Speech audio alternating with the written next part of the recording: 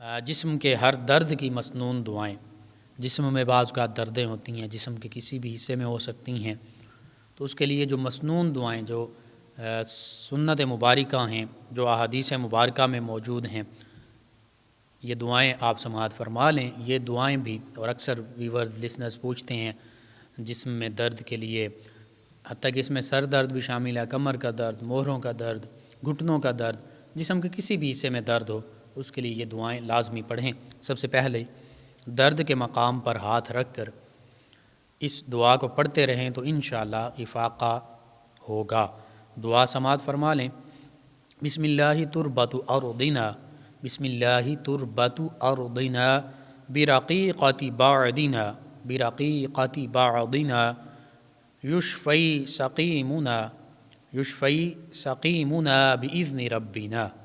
یشفی سقیمنا باذن ربنا۔ یہ دعا، اس کا ترجمہ کچھ یوں ہے کہ اللہ کے نام سے شروع، ہماری زمین کی مٹی سے، ہمارے بعض کے لعاب دہن سے، اللہ سبحانہ و تعالی کے حکم سے شفا ہمیں حاصل ہو۔ تو یہ اللہ کے پیارے حبیب مکرم صلی اللہ علیہ وآلہ وسلم دعا پڑھا کرتے، اور ساتھ مدینہ طیبہ کی خاک شفا جو ہے، مدینہ طیبہ کی مٹی جو حقیقت میں خاک شفا ہے، وہ اٹھاتے، اپنا لعاب دہن مبارک اس پر لگاتے اور مریض کے جسم پر مل دیتے، مریض کو دیتے، تو بس خاک طیبہ، خاک شفا جسم سے لگتی، اور آقا کریم صلی اللہ علیہ وآلہ وسلم کا لعاب دہن مبارک جسم سے لگتا، اللہ کا نام لیا جاتا۔ آقا کریم صلی اللہ علیہ وآلہ وسلم کا جو اللہ کا نام لینا، آپ نے جو اللہ کا نام لیا، آپ نے اپنا لعاب دہن مبارک لگایا، جو خاک شفا لگائی، خاک مدینہ لگائی، تو بس ان چیزوں کے تصدق اور وسیلے سے اللہ سبحانہ وتعالی فوراً شفا عطا فرما دیتا تھا۔ تو آج بھی یہ دعا لازمی پڑھیں، اور اگر ہو سکے اللہ تعالی سبھی مسلمانوں کو مدینہ طیبہ کی زیارت کی سعادت عطا فرمائے، تو خاک شفا بھی مل جائے تو بڑی بات ہے۔ دوسری دعا جو ہے جسم کے ہر درد سے شفا کے لیے، وہ یہ ہے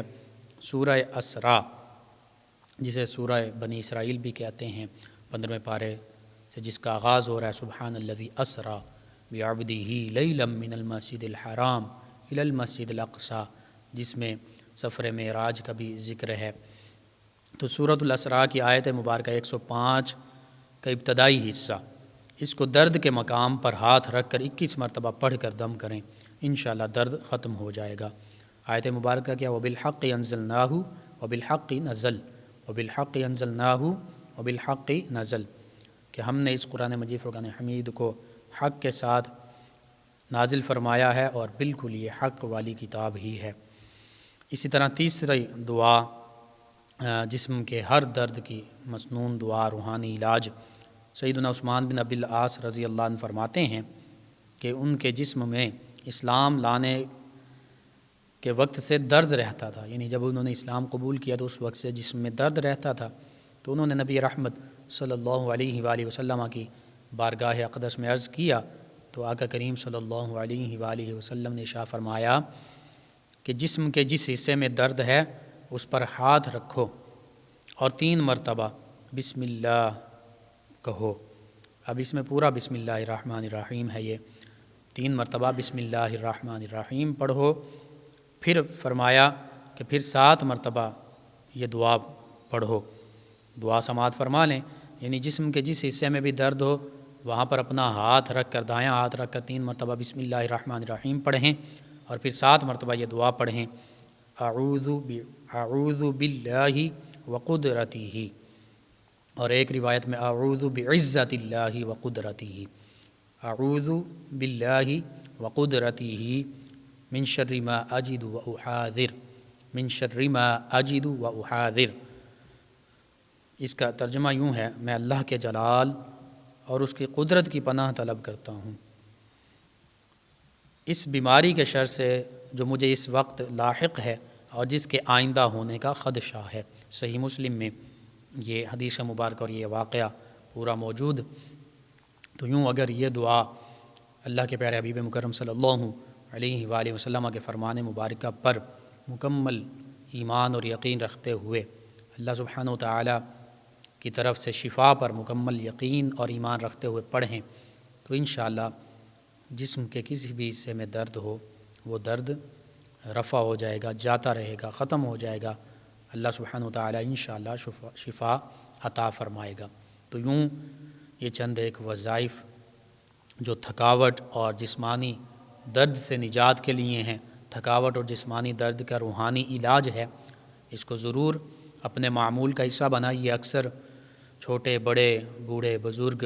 خواتین مرد سبھی تھکاوٹ کا شکار ہو جاتے ہیں یا جسمانی دردوں میں مبتلا ہو جاتے ہیں، تو ضرور اپنے معمول کا حصہ بنائیے۔ آپ خود پڑھیں، اپنے اعزا قریبا رشتہ داروں دوست احباب کو بتائیے،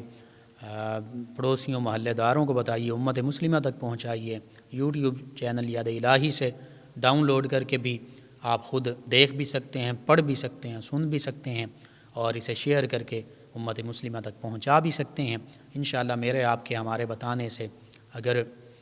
ہمارے کسی بھی مسلمان بہن بھائی کا، کسی بھی مسلمان فرد کا فائدہ ہوتا ہے تو انشاءاللہ یہ ہمارے لیے بھی دین و دنیا آخرت میں بھلائی، فائدے، نجات اور شفا کا باعث ہو۔